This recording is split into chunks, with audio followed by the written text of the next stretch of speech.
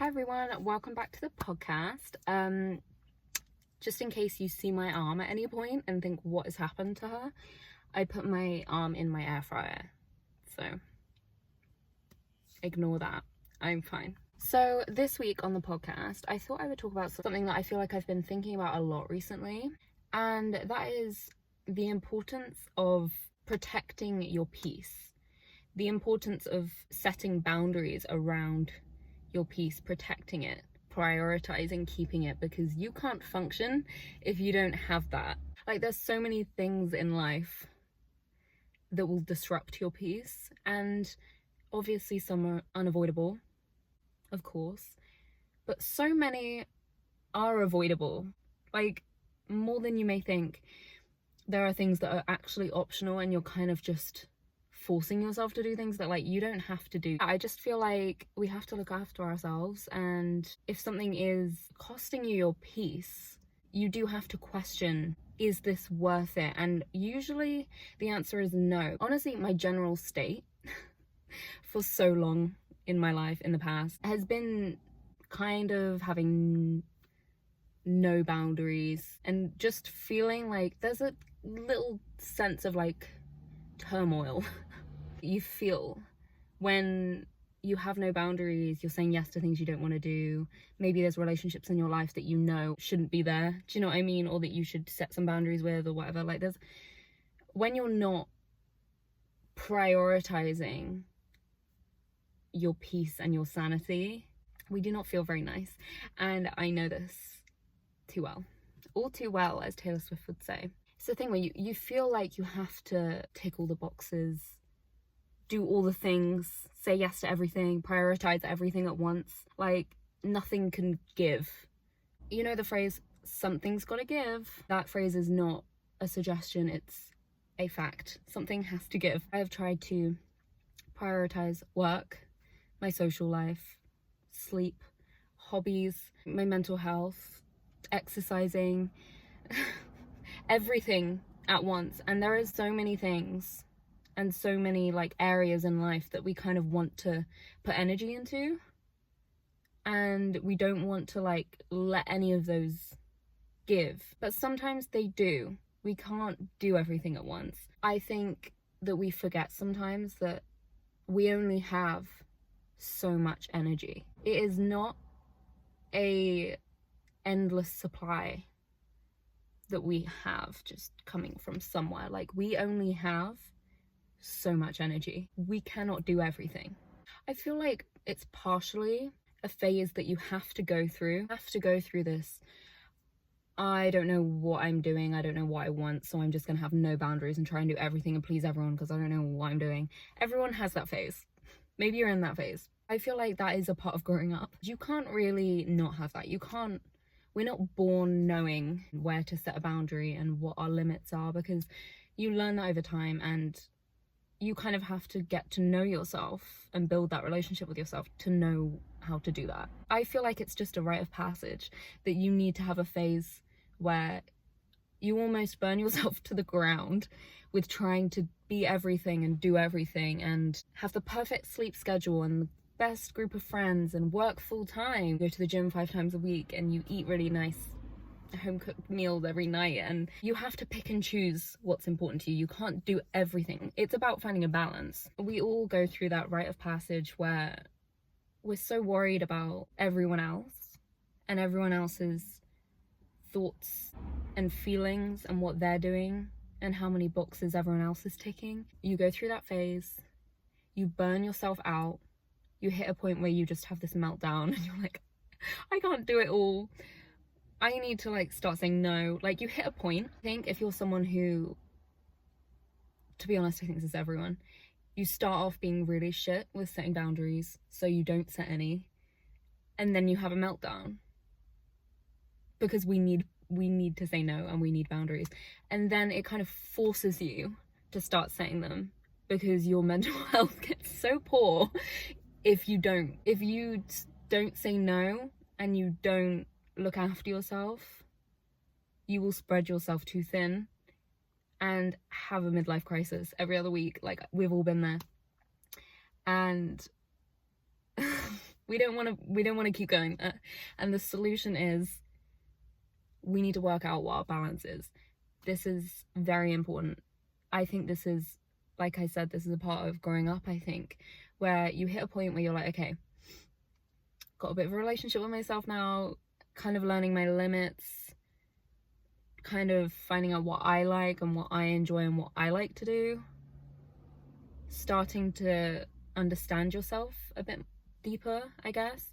And naturally, when that happens, the boundaries come with it, because I feel like once you gain an awareness of, when I do this, I don't feel good, or when I do this, I don't feel good, you can't keep doing it. Like, at some point you have to be like, fine, I'll say no. And I think finding a balance for yourself of what you want, what makes you feel good, what makes you feel peaceful, what makes you feel happy and calm. Maybe for you, you need to go to the gym like every day to remain sane. I think that's fairly common. People need different things, obviously, but maybe that's you. Okay, well, if that's you, then maybe you do have to socialize slightly less if you want to prioritize exercising, because you probably also have to work. And then if you want to go to the gym after, you perhaps won't also have an abundance of energy to then go home, shower, eat, and then go out and see your friends. Sometimes you might, but generally something has to give. And if you want to remain sane, you have to let something give. This is my point. I have been there where I'm like, nothing can give. I have to do everything. Like, every day I have to do a bit of everything. That doesn't work. You have to kind of pick your battles, like what's most important to you, because we can't do it all. There is such a peace that comes with accepting, okay, I can't do it all, but neither do I need to. Like, you don't feel good when you're trying to do it all. It doesn't make anyone feel good. But living in a balance that suits you, that you've curated, feels great. I think once you kind of accept that and you're like, right, I am not a robot, and I'm just gonna do what I'm comfortable with, it's so, like your quality of life is so much better. Like, my mental health is so much better. It feels like taking ownership. You're gaining control of your own life when you stop doing everything at once, because there's no control in that. I'm very much of the mindset that, like, you do have one life.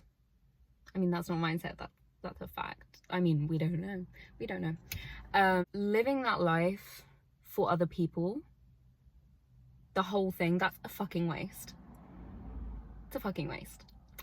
And no one even notices anyway, because they don't. We're all on our own little journeys. We're all by nature pretty focused on our own journey, as we should be. That is great. And it's a complete waste of time spreading yourself thin, because no one notices, and it makes hardly any difference to anything other than makes you miserable.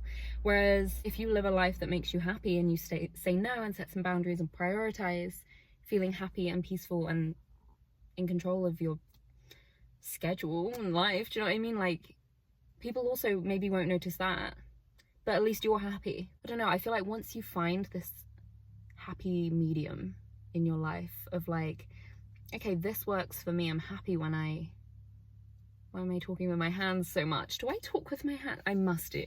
I don't know how I haven't noticed that. But only when I'm recording a podcast, or when I'm with people too. Like, I don't know, I don't know why I do. Work out what feels good to you and protect that with everything you have. Protect that and prioritize over everything, keeping that, because that's your job. No one else is doing that. And no one else wants to do that. No one else cares enough to do that. Everyone else has got their own shit. You have to protect it with like everything you have, because that's your sanity. And that's your quality of life and your enjoyment of your existence. And if that isn't a priority to you, I don't know what else like is that important, really. I know it sounds small, being like, if socializing isn't super important to you, then maybe put it on the back burner, put whatever is actually bringing you joy in the forefront. If you don't want to meet your friends every week, then don't, blah, blah, blah. But like, these things make such a big difference. Like, ever since I started getting quite intentional with, I mean, it's not small, it's where are you putting your time and energy? That's fucking huge. Like, that is not small. Looking into where do you spend your time and energy is key to finding out like why you're not happy or why you're not feeling peaceful or calm. Because most of the time, the answer is in where are you spending your time and energy. That includes people. Once I kind of learnt where my limits are, and I learn how much is too much of the different areas and the different key areas of my life, do you know what I mean? Like working and sleeping and socializing, and I found like the prime amounts of each thing for me. I think like I am so much happier. Like, I feel very energized. I think that's a good word for it. I feel genuinely excited for the plans that I do have, because I planned them out so well that I'm like, I knew after, you know, working all day Monday, maybe I've got this on Tuesday, and then I've got Wednesday, like doing stuff by myself, like running errands. I knew I'd feel social by Thursday. Do you know what I mean? And then I've made this plan, and now it's come around, and I'm so excited to see my friends, because I knew that is the day that I'd want to see my friends in advance. Do you know what I mean? There was a subtle sense of frustration and anger in me, where it's just like, I'm not doing what I want to be doing. Like, I don't want to fucking go to this, and now I have to work, and then I have to go, do you know what I mean? Whereas now I'm like, I'm energized, I'm excited. It energizes you living in the way that you want. That sounds kind of obvious, but like, if it was that obvious, we'd all be doing what we want, and we're not so much of the time. And I think the difference is, I found out my limits, my optimal state, as I've called it. I found that out ages ago. I've been doing that for ages. I've been planning out my weeks for ages, organizing my schedule out for ages. But what is new, I'm being a lot more unapologetic with my boundaries around it. Like, I've always known, not always, but like, you know, for maybe like a couple years, I don't know, I've been pretty confident in, I know what makes me happy, I know what I need to do to be happy in general. However, I felt so guilty actually doing it, and I wouldn't always do it.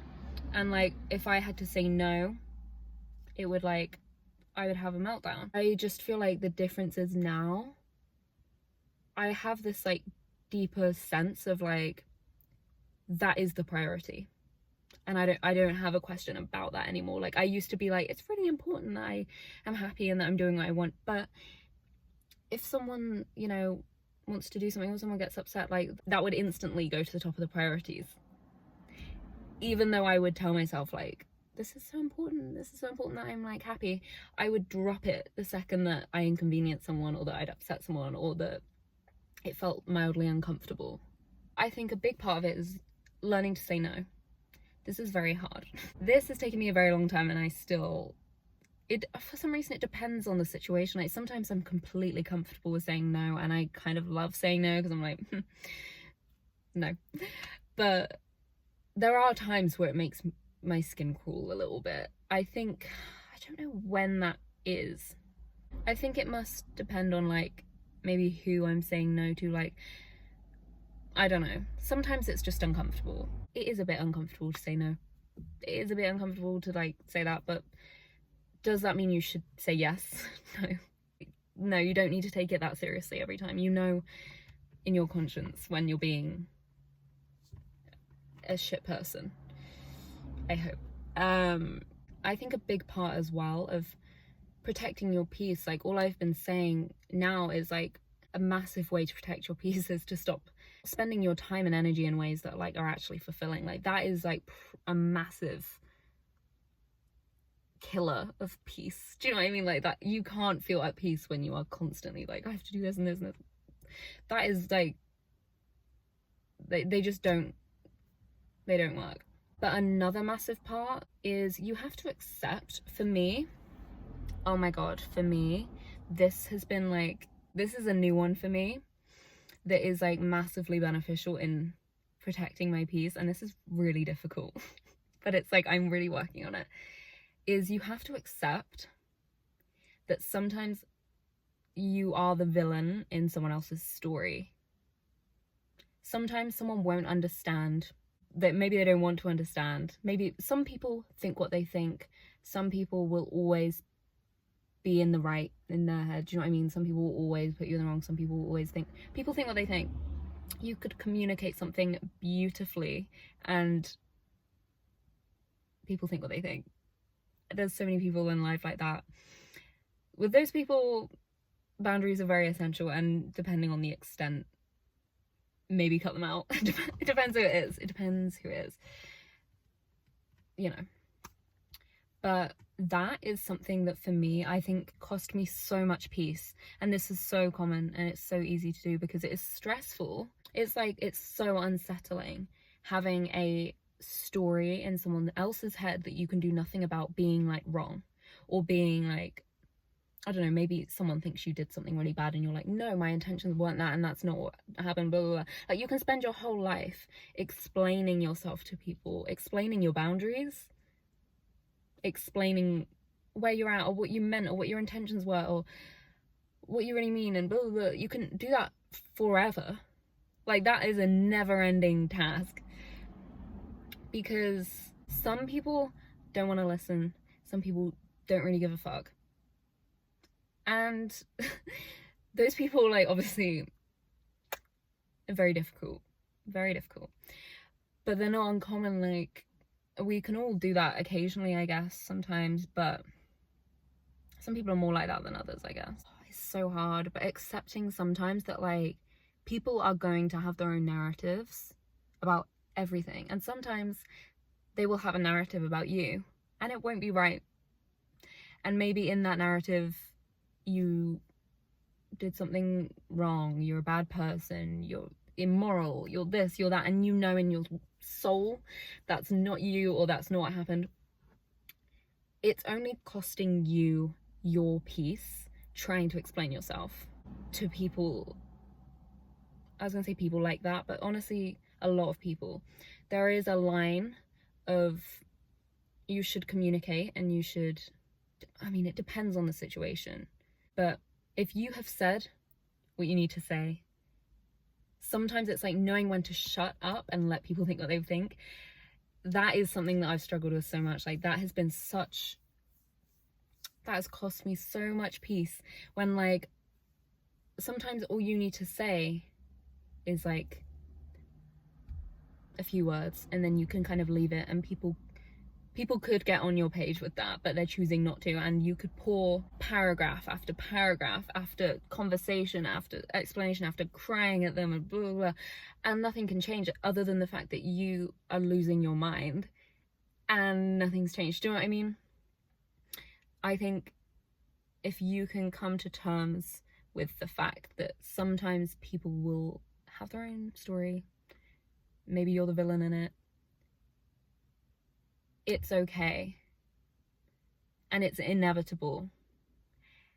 And with things like that, they're kind of out of your control. You can't change someone's mind, because they're probably making you a villain for some reason that benefits them. Do you know what I mean? Maybe they can only live with that. Maybe they can only live with a certain thing if they put you in the wrong.